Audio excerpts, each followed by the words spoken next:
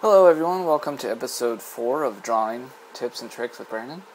Today I'm going to be doing things just a little bit differently. I'm trying to record the audio at the same time that I do the drawings so that I can explain as I'm going along. This means that it won't be time-lapsed either, so you'll kind of get to see it at real speed.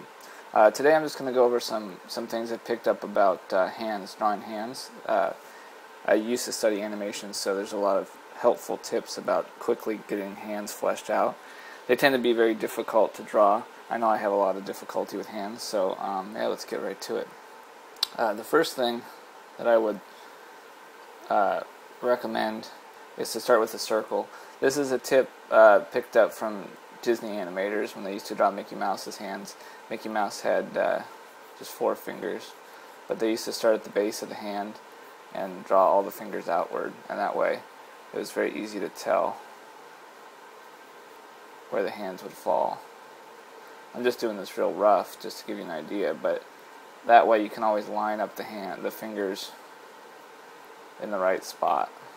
And Mickey had the glove right there, so that's just the basic. So if you knew how to turn, if you could effectively, if you could turn this shape around the circle with these sticks coming out, then you could put the hand in pretty much any position you want. And that same idea works with a human hand.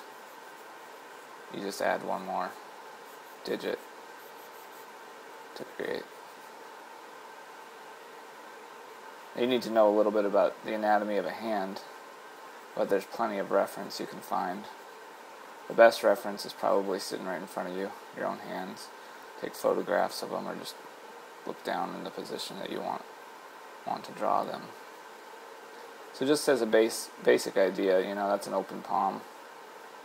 We could go over that and kind of clean it up a little bit, but I found that technique helps immensely when I'm just trying to quickly get hands laid in. So let's try a couple of different positions here.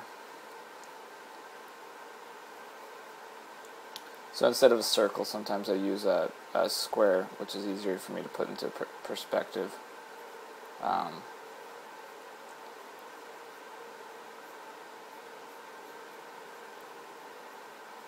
Let's say if somebody had their hand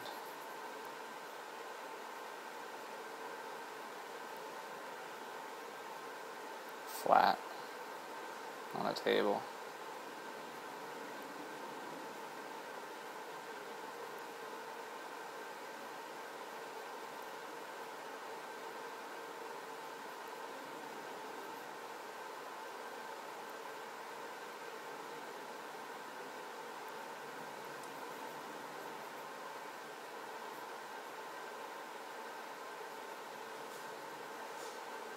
It also works if you want to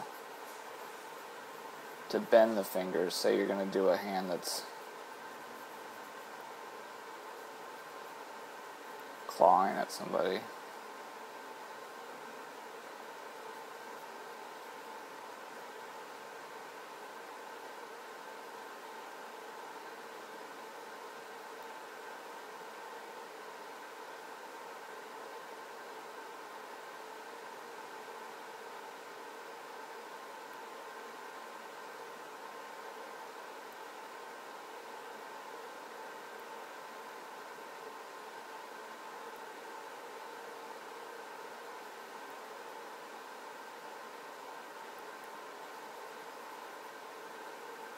Like I said, these are real rough, real quick, just to get the placement.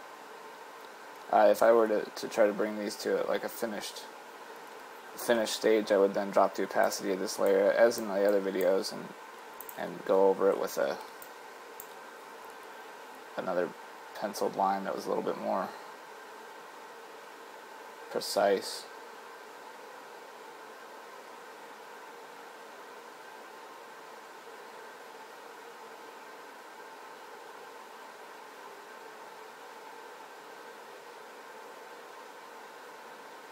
But I'm not going to go through that for this video right here. Also, let's go ahead and get rid of these layers. It helps to understand the way the palm of the hand, just a basic idea of how the palm of the hand is laid out, and that's with the, like a flat, fleshy side here, and another one that comes across like that. It's as if it was an open palm, and the side was your pinky, and the side was your thumb. If you look down at your hand, you see that you have this kind of, like, padded area here, and maybe up by the knuckles, and this area right here is a little bit, flatter.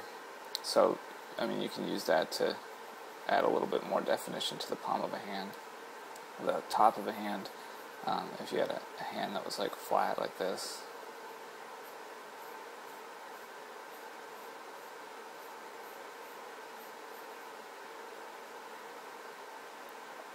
The knuckles. Knuckles, I place them in the middle of each finger. And the bones that go back. And if you've taken biology or any kind of anatomy class, you understand that the hand is made up of smaller bones, 3 bones per finger, called carpals. And so it would bend at each of these places. When I'm drawing, sometimes it's easier just to focus on that first bend and draw the second section. So I guess that would be the carpal. Oh, no, I'm sorry, the metacarpal. And not really focus on the second bend, unless the fingers are like clenched, or the fingers are bending for some reason. I wouldn't really draw that second bend.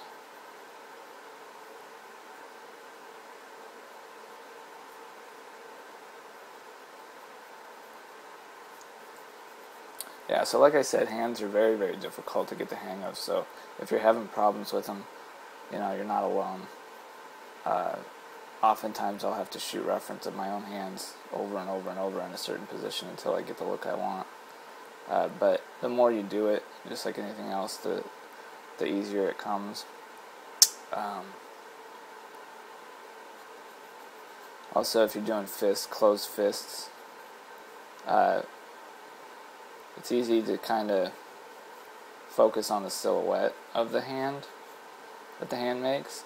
I like to really kind of nail down the knuckles before I do anything else, especially if it's a perspective like this or it's a view like this, and then figure out where everything else goes. This view of a hand is pretty easy to get. It's pretty simple. Not a whole lot of information to it. And it's really easy to just look at your left hand while you draw with your right hand, or vice versa in a fist. And the back side of that hand, it's even easier to do. Same idea is to just kind of focus on the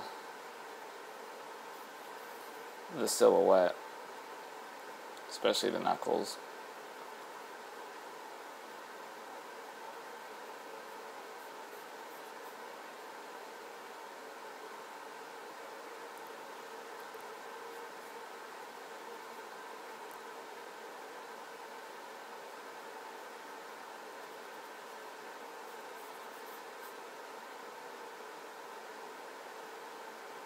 Might have made them a little bit too pronounced there. But as always, just stay loose with your drawings. If you have to do multiple sketches over and over and over, don't be afraid to do it. You're not going to get it right the first time. And when you do multiple drawings at the same position, it'll only improve as you do it over and over and over again, because you'll realize what mistakes you made. So, I hope you enjoyed this quick little lesson. If you liked this style, please let me know in the comments so I can do more of these without the time lapse and with me talking as I draw. Also, I hope you're enjoying the series as much as I enjoy making it, and if you are, let me know. And don't forget to subscribe, and I'll see you next time.